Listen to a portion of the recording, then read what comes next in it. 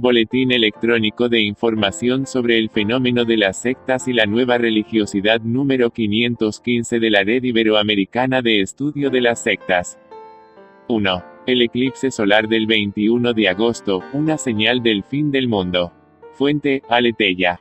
Ante el eclipse solar del próximo 21 de agosto, astrólogos, fundamentalistas cristianos y contactados extraterrestres coinciden en una interpretación catastrófica.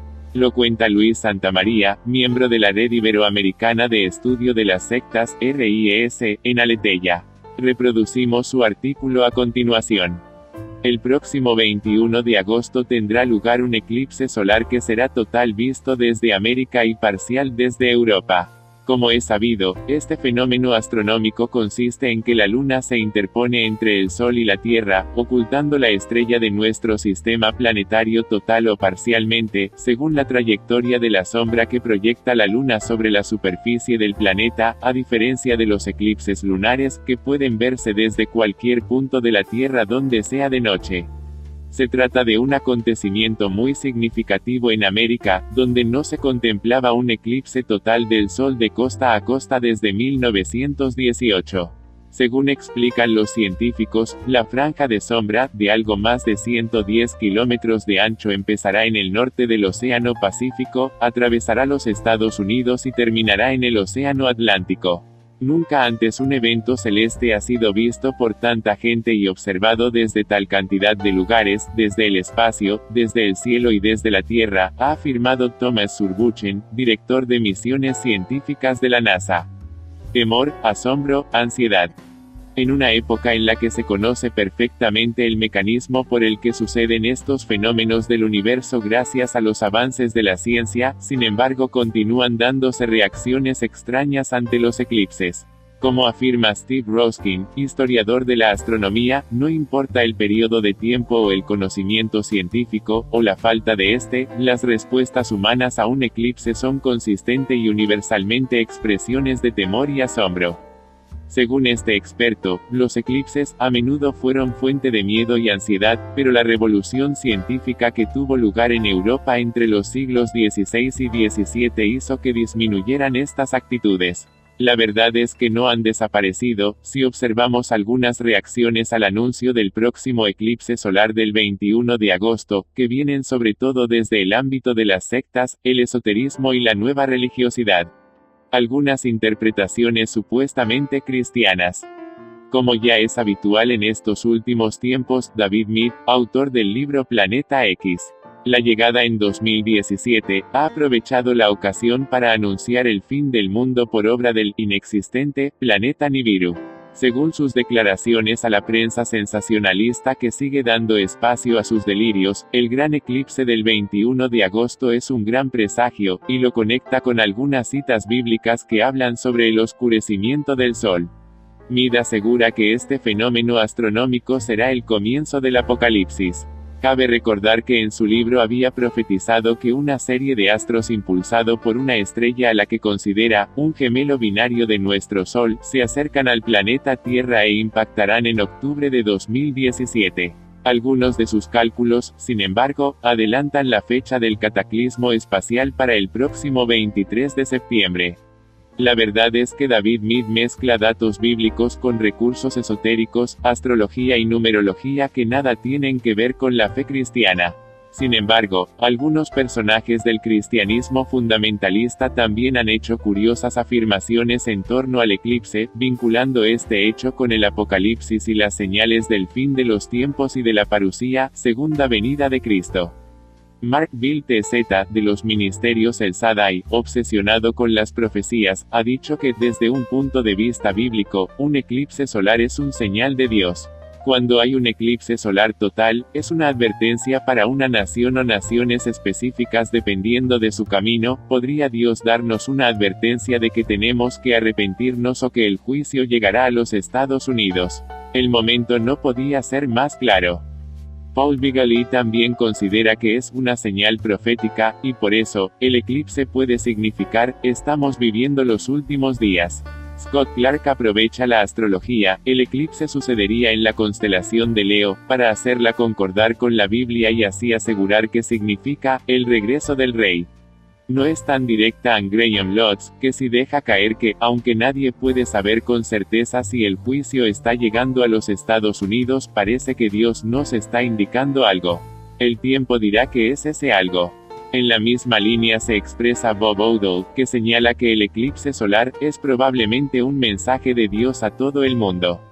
Otras figuras destacadas de esta corriente fundamentalista y preocupada por el cumplimiento de las profecías se han decantado por esta interpretación tremendista y que entiende el eclipse del 21 de agosto como una de las señales que preceden al tiempo del fin.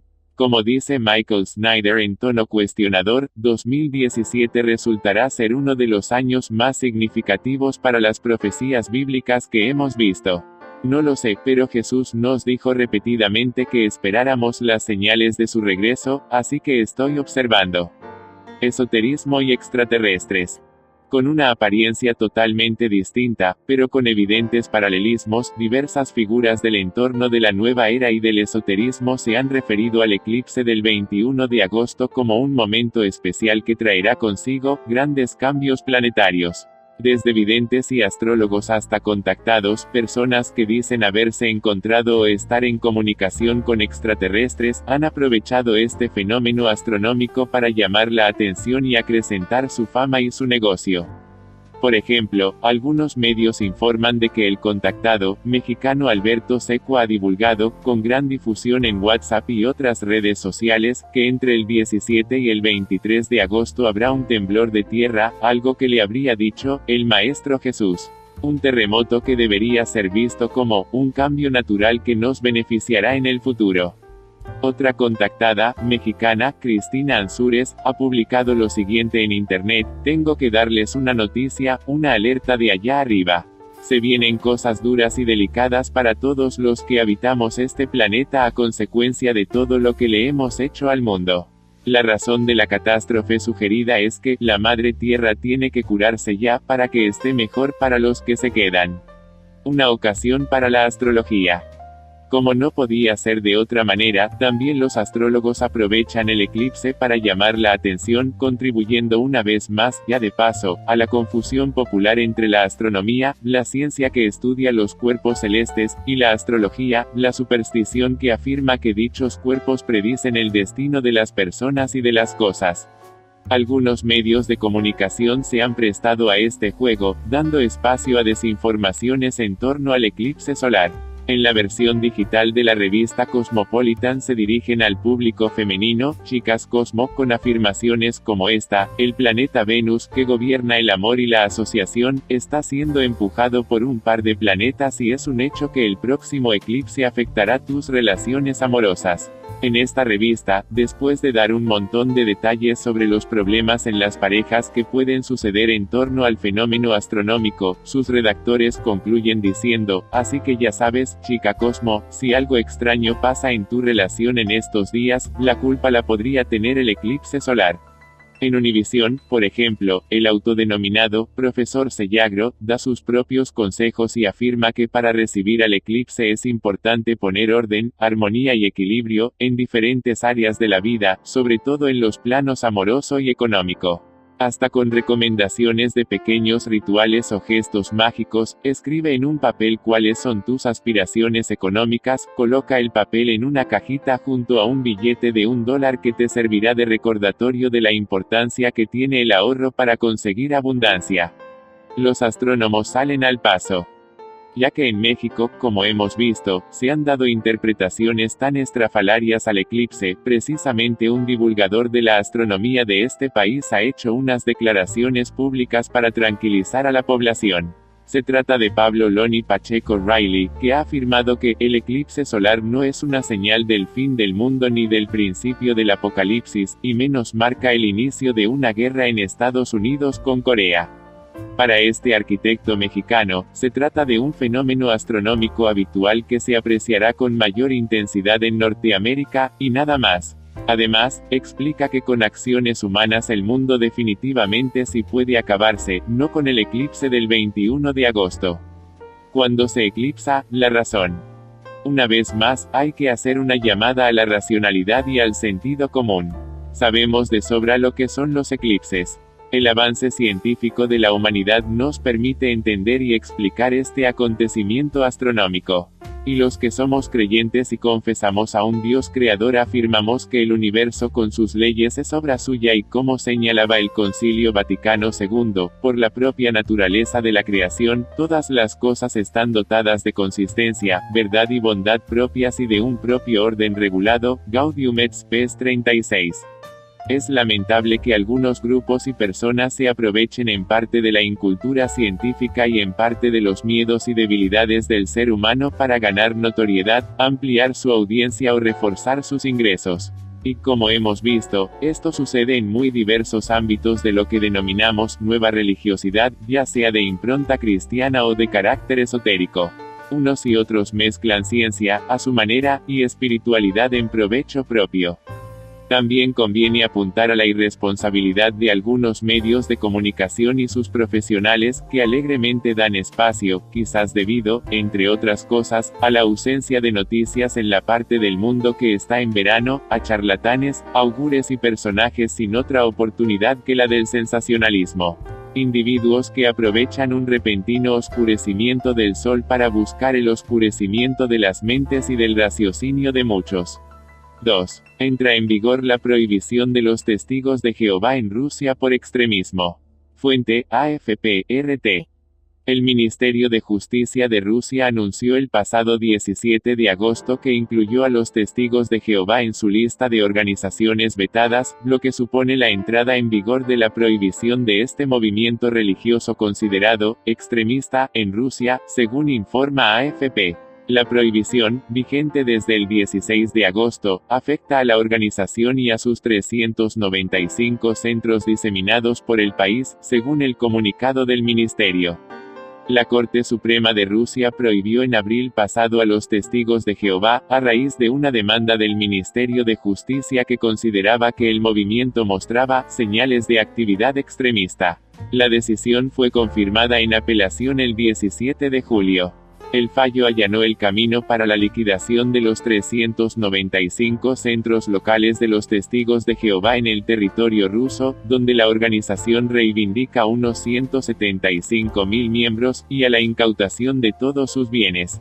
Los testigos de Jehová anunciaron su intención de recurrir al Tribunal Europeo de Derechos Humanos, TEDH. Fundado en 1873 en Estados Unidos por Charles Taze Russell, el movimiento de los testigos de Jehová se reivindica cristiano. Para la poderosa Iglesia Ortodoxa rusa, los testigos de Jehová son una peligrosa secta debido, entre otras cosas, a la prohibición de transfusiones sanguíneas para sus miembros.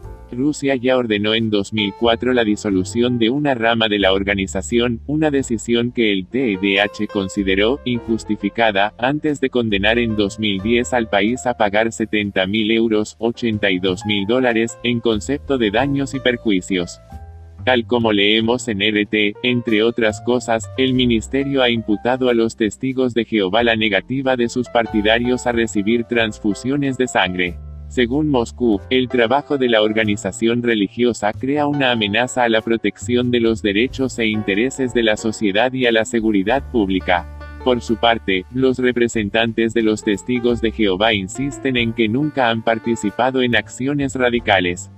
3. Canadá, prisión para 2 miembros de una secta cismática mormona por sexo con menores. Fuente, La Sexta.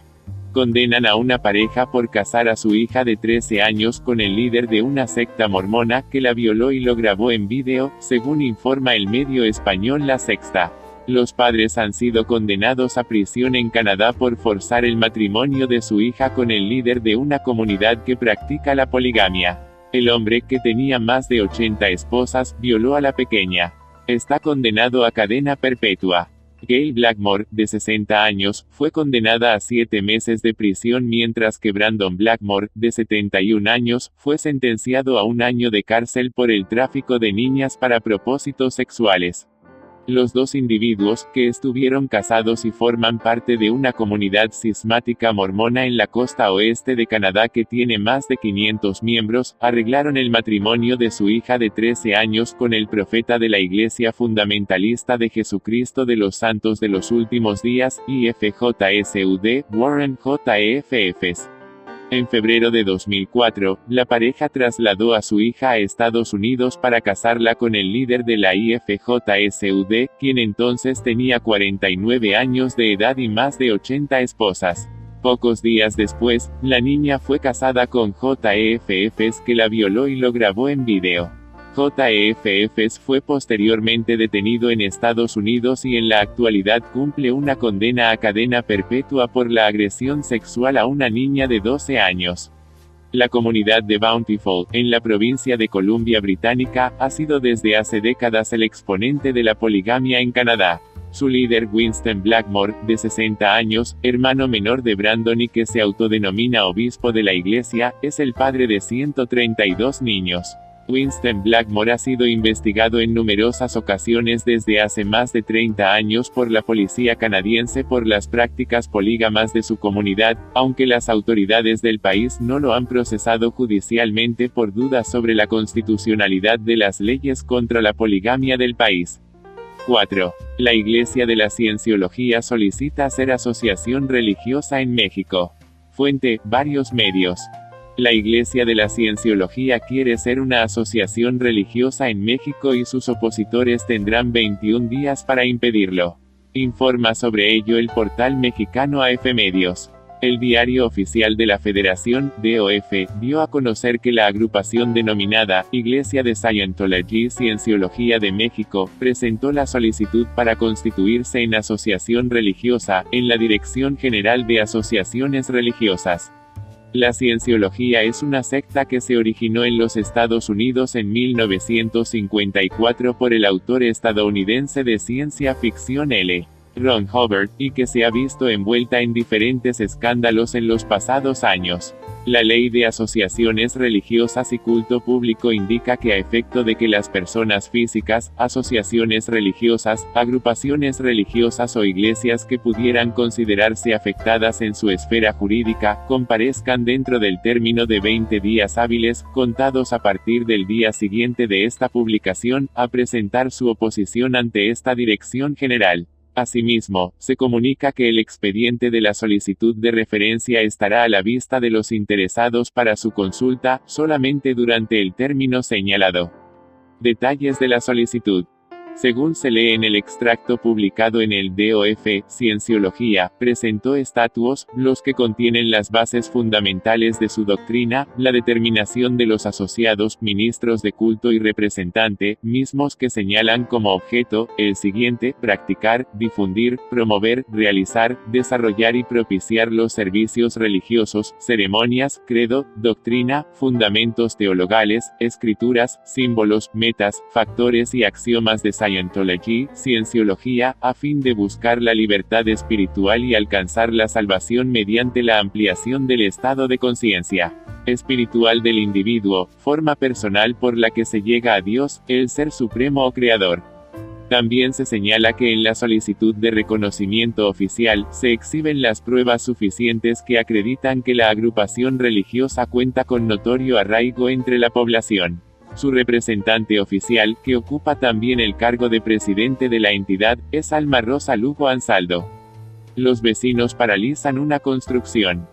Recientemente el boletín electrónico Informes, publicado por la Red Iberoamericana de Estudio de las Sectas, de suscripción gratuita en sectas.tk, publicaba que Cienciología pretende tener en Huixquilucan su base de operaciones de toda América Latina con un centro de más de 16.000 metros cuadrados y un costo aproximado de $20 millones, pero los vecinos le han puesto freno, al menos por ahora, según contaba Mariana León en El Financiero.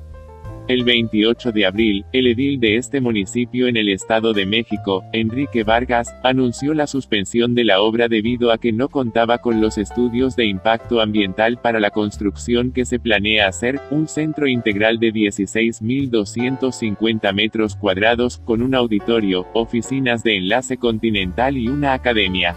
Desde ese día se colocaron los sellos de suspensión de la obra y hasta ahora no se han podido reiniciar los trabajos.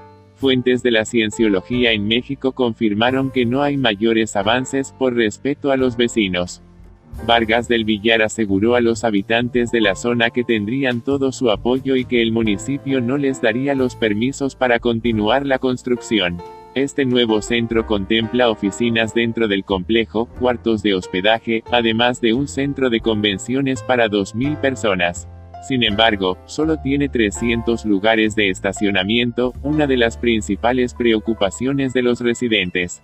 De acuerdo con el video de presentación del proyecto, la antes conocida como Plaza Palmas busca ser el nuevo centro de operaciones de la cienciología en América Latina. Vecinos de la zona aseguraron a El Financiero que se oponen al proyecto debido a que no se conocen los impactos ambientales que podría traer, si tiene la capacidad para atender a sus visitantes, y tampoco se les explicó cuál sería el impacto hídrico en una zona que ya tiene problemas de agua. Eugenio Olvera, asesor legal de la Asociación Paseo de las Palmas, explicó que la suspensión del municipio fue hecha de manera definitiva, pero los dueños del predio aún pueden recurrir a instancias legales para liberar los permisos. Van a buscar un proyecto que se pueda edificar ahí quitándole las dimensiones faraónicas que pretenden, quienes resolverán serán las autoridades judiciales, explicó. 5. Argentina, un hombre aparece calcinado tras ser extorsionado por una tarotista. Fuente, varios medios. Luis Alberto Gómez fue hallado calcinado en el interior de un Fiat Palio el pasado 22 de julio a las 8:10 en la autopista que une a la ciudad de Córdoba y Villa Carlos Paz, Argentina. El hecho generó una gran conmoción y durante más de 3 semanas el caso estuvo envuelto en misterio. Sin embargo, en los últimos días el fiscal que investiga la causa, Ernesto de Aragón, reveló el contenido de una carta escrita por la víctima en la que revelaría los motivos por los que apareció muerto dentro de un auto. En un primer momento, los investigadores no descartaron ninguna hipótesis, tal como leemos en Infobae. Sé que hay una gran inquietud y demanda por conocer una respuesta, estamos trabajando duro pero con prudencia, queremos ser responsables en el manejo de la información, decía el fiscal. Pero con el nuevo hallazgo, parecería que la causa toma un nuevo rumbo.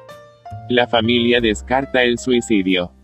Viviana Leguiza, la viuda de Gómez, descartó de plano que su marido se haya suicidado y desmintió días antes que el hombre le haya dejado una carta de despedida. Solo hay incertidumbre. Desde la policía no me aclararon nada, dijo la mujer a Cadena 3, y agregó, Luis no me dejó ninguna carta en la casa. Él no tenía ningún enemigo. Era la persona más buena que había.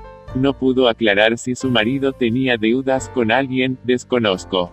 En diálogo con Cadena 3, el funcionario judicial indicó que el hombre relató en el escrito que era sometido a extorsiones y que sería víctima de alguna represalia.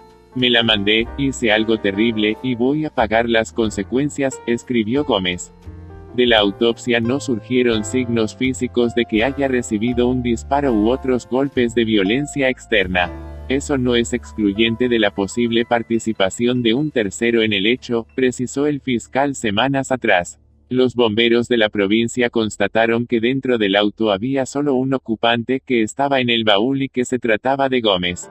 Sospechan además que habría estado vivo en el momento de explotar el Fiat Palio, ya que el cadáver no presentaba ninguna lesión. Extorsionado por una tarotista y una bruja. Una tarotista, y su madre, bruja, están acusadas de haber extorsionado al hombre. Según se pudo constatar, Gómez había contratado a la mujer experta en el tarot para que le realizara un trabajo sentimental a su favor. Creen que el pago por el servicio derivó en una extorsión que sería la causa de la muerte. Todo es materia de investigación y aún el fiscal no pudo vincular fehacientemente las detenciones con el fallecimiento de Gómez.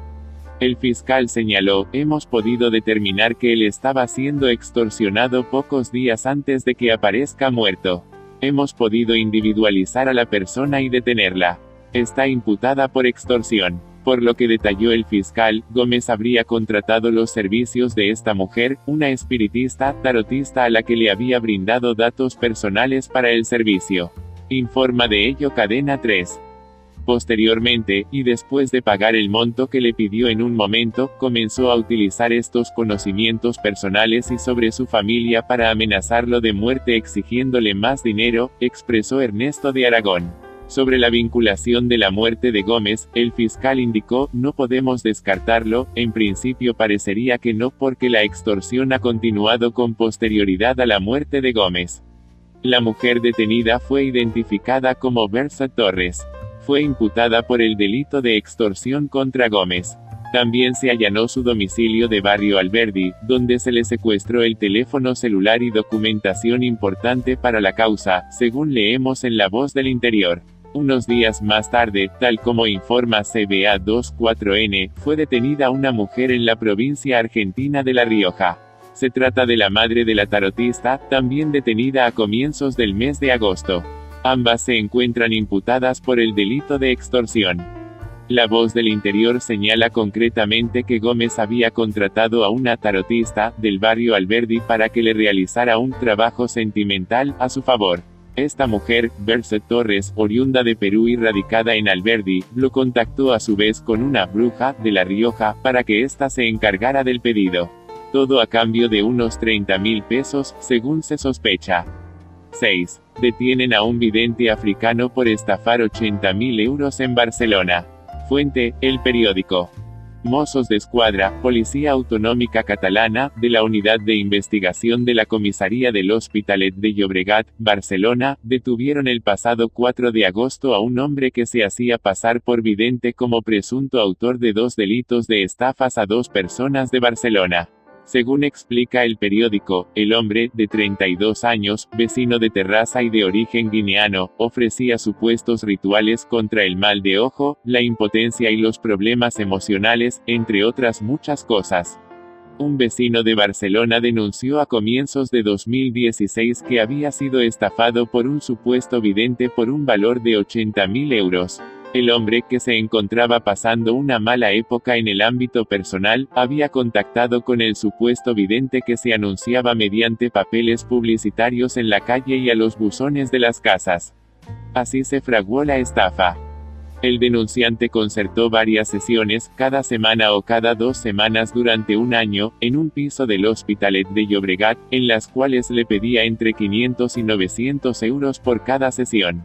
Pasado un tiempo y cuando se ganó su confianza, el vidente lo convenció para que retirara del banco todos sus ahorros, unos 52.000 euros, los metiera en bolsas y le permitiera hacer un ritual para purificarlos.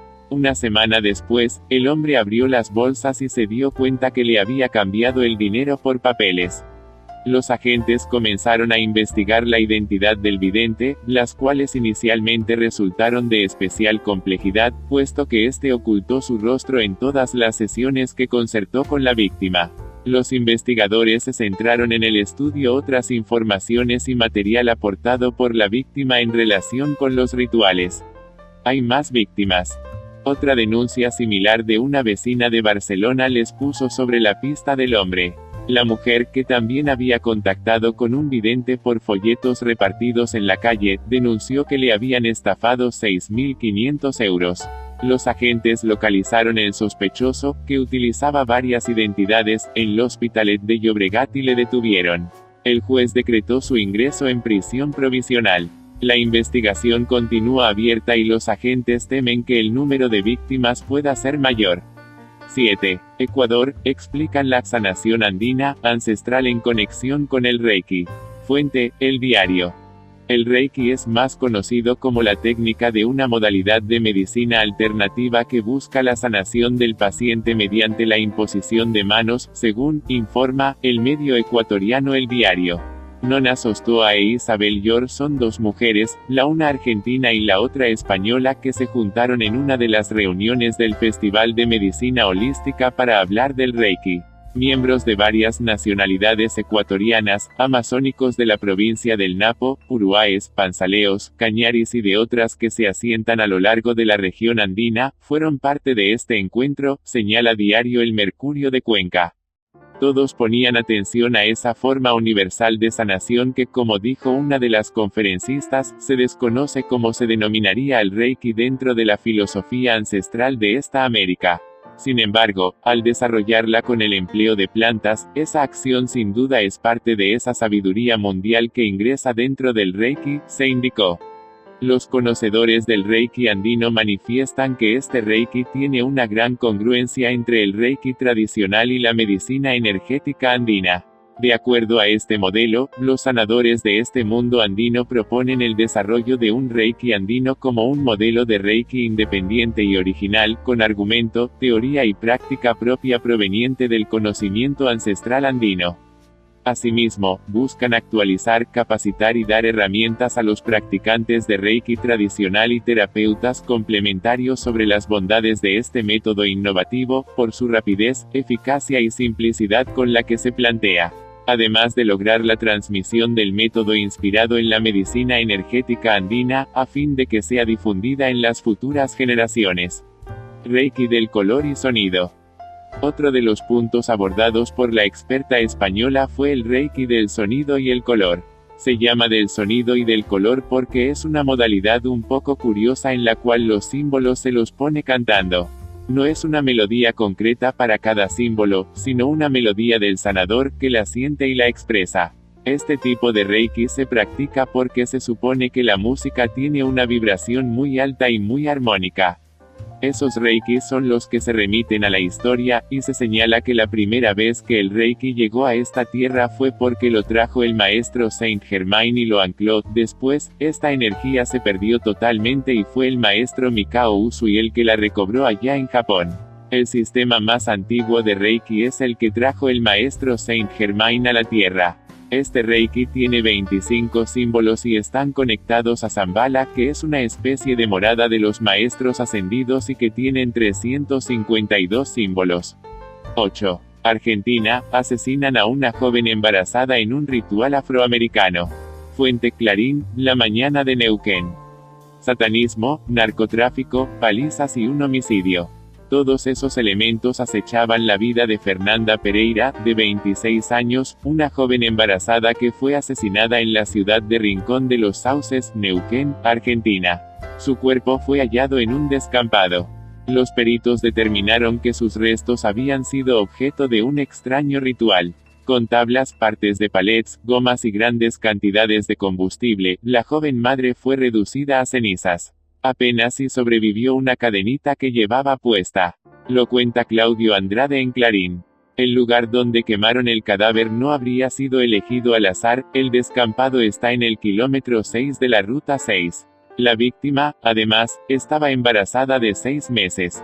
Para los investigadores, se trata de un gesto cruel y morboso dedicado al 666, el número bíblico de la bestia. Por el brutal homicidio, cometido el pasado 20 de julio, fueron detenidos 3 sospechosos, su expareja, Luciano Hernández, y 2 amigos de él, Osvaldo Castillo y Diego Marillán. Según informaron fuentes del caso, los acusados están relacionados con el tráfico de drogas en la zona y practican satanismo y otras creencias de origen africano. Por eso, los investigadores creen que la víctima fue sometida a un ritual en el que se involucró a San la Muerte, el santo de los narcotraficantes, y a Destran Carrúa, entidad relacionada con el Quimbanda, un culto sincretista de origen angoleño. Adoración del diablo. En el inquilinato en el cual vivían los sospechosos descubrieron música satánica e imágenes en las que predomina la idea del diablo como entidad superior. Los 3 llevan en sus cuerpos tatuajes relacionados con un credo oscuro y sangriento. En sus pieles predominan los tridentes y las mujeres en llamas. En el patio de la pensión hasta encontraron una oveja que los involucrados usarían en sus ceremonias. El caso conmovió a Rincón de los Sauces, donde viven unas 20.000 personas. Cientos de vecinos protagonizaron marchas por las calles de una de las ciudades más afectadas por el recorte de personal de las petroleras. Se estima que más de 1.000 operarios locales se quedaron sin empleo. En ese contexto, el narcotráfico, nacido a la par del boom petrolero, tomó el control de los barrios más humildes. Trasfondo de narcotráfico y violencia. Pereira vivía en medio de una pesadilla. En 2014, su anterior pareja, el boxeador Ademar Maragel, padre de uno de sus 3 hijos, la golpeó ferozmente cuando retiraba dinero de un cajero. Fue detenido pero quedó en libertad. 2 años después, en noviembre de 2016, la joven fue testigo de un crimen. El adolescente Franco Orellano fue asesinado por un hombre vinculado al narcotráfico. Tras ese episodio, las amenazas se convirtieron en algo frecuente. Sin embargo, aún no hay elementos que vinculen su homicidio con esos dos episodios. Según la investigación que llevan adelante los fiscales Agustín García y Fabián Flores, los tres acusados subieron a Pereira a una Renault Kangoo y la acuchillaron. La camioneta fue lavada, pero la policía detectó sangre y cabellos de la víctima en los asientos y el techo. Después la trasladaron hasta el descampado a orillas de la Ruta 6. Ubicaron al cuerpo entre matorrales, maderas y gomas, y lo quemaron. Antes de cometer el homicidio habrían participado de un ritual satánico. El pasado 4 de agosto, el juez a cargo de la causa, Pablo Giancarelli, acusó a los detenidos por homicidio calificado y les dictó 6 meses de prisión preventiva, aunque la investigación se prolongará hasta fines de año. A mediados de julio, Fernanda había estado en San Rafael, Mendoza, visitando a sus padres y a uno de sus hijos que vive en esa ciudad. Antes de regresar mantuvo una dura conversación con Hernández. El diálogo fue escuchado por la abuela de la joven porque el celular estaba en altavoz. La mujer relató que cuando Pereira le dijo a su ex que él no podía matar a nadie, el hoy detenido le respondió: "Volvé y vas a ver de lo que soy capaz". Al despedirse, la chica abrazó a su familia y les confesó: "Esta puede ser la última vez que me vean". Los investigadores manejan dos hipótesis sobre el móvil del crimen. Una apunta a la violencia que había sufrido la víctima de parte de su ex. Esa relación se habría complicado aún más después de que Pereira quedara embarazada, fruto de una relación con otro joven. La otra teoría apunta a que se trata de un asesinato para atemorizar a la población. Marcelo Henriksson Velasco, el abogado que defendió a la joven en la causa en la que fue testigo del homicidio de Orellana, aseguró: "En mi opinión, esto no tiene nada que ver con violencia de género y mucho menos con la participación de Fernanda en una causa como testigo. Esto es un crimen por una disputa de narcos que pretenden asentarse en la zona. Quimbanda o satanismo". En la mañana de Neuquén leemos que la extraña creencia sobre la que investiga la fiscalía es dirigida al Destranca Rua, una entidad vinculada al Quimbanda, culto africano que experimentó el sincretismo en Brasil cuando traían a los esclavos al continente americano. El Destranca Rua es una entidad, según el Quimbanda, que está en el astral, que es la cuarta dimensión que se encuentra pegada a la Tierra. Se dice que esta entidad es un hombre que perdió su camino hacia la luz por sus conductas y quedó atrapado en el astral, donde pena todo el tiempo. Solo los medium lo pueden convocar para que interceda y realice actos buenos. De esa forma va a poder reencarnarse y retomar el camino a la luz. No se llama a estas entidades para hacer el mal. Solo mentes perversas y oscuras lo pueden hacer con la finalidad de justificar sus actos aberrantes, como fue este crimen, explicó a LMN un medium Quimbanda consultado. En verdad, al Destranca Rua se le pide para que allane caminos, que haga una apertura en lo económico, salud y destrabe enlaces de magia negra. Las personas que cometieron este crimen tienen mentes muy retorcidas que nada tienen que ver con las prácticas del Quimbanda, sino más bien con el satanismo, que sí incluye sacrificios humanos, concluyó el medium. La fiscalía ya solicitó pericias psiquiátricas de los 3 acusados del homicidio de Fernanda que permanecen detenidos. 9. Honduras, los brujos de las botánicas, se retiran tras un reportaje que los desenmascaraba. Fuente, El Heraldo. Los negocios que funcionan como supuestas clínicas naturistas en Honduras, pero en realidad estafan a la gente, estuvieron cerrados el pasado 25 de julio. El equipo de la unidad investigativa de El Heraldo se dio a la tarea de observar si después de dejarlos en evidencia públicamente iban a seguir engañando a más personas, en referencia al amplio reportaje de este medio que fue reproducido en el número anterior del boletín Informes. El día de consulta de estas clínicas naturistas son los martes y el pasado 25 no atendieron a las personas. Desde muy temprano nos ubicamos cerca del lugar donde operan, en la zona de Comayagüela. Al llegar se pudo observar que había personas esperando la hora de apertura en las afueras del negocio, como las semanas anteriores que los han atendido. Al pasar los minutos no había señales de que los supuestos doctores fueran a atender y los pacientes comenzaron a inquietarse. En uno de los casos se pudo ver cómo un taxi se estacionó frente a la Botánica La Unión, ubicada en el barrio Lempira, donde se transportaban dos señoras que seguramente iban a consulta o a dejarle el dinero al doctor para que les haga un trabajo. El conductor del taxi se bajó para ir a tocar la puerta, pero no hubo respuesta, al parecer no había nadie en el negocio. En esta clínica ofrecen curar enfermedades como la diabetes, cáncer y hasta el SIDA, ofreciendo fármacos sin registro sanitario, poniendo en riesgo la vida de quienes lo toman. El taxista regresó al carro al no tener respuesta, mientras tanto las dos señoras le preguntaron a un señor que se lleva por la zona la razón por la cual estaba cerrado el negocio. Aparentemente el señor, que parece conocer bien a los dueños del establecimiento, les indicó a las señoras dónde podían encontrarlo, señalando hacia atrás del Instituto Jesús Aguilar Paz.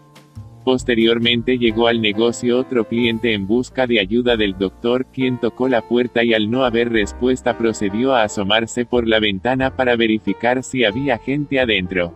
Así como ellos llegaron más personas en busca de quienes los han atendido anteriormente, confiando en que les van a solucionar los problemas. Sin embargo, esos charlatanes solo juegan con las necesidades e ingenuidad de las personas que acuden a ellos, ya que solo las estafan pidiéndoles dinero y no les resuelven los conflictos. El equipo de investigación también se desplazó a otro negocio en el que también nos infiltramos para dar a conocer a la población la manera descarada en que operan.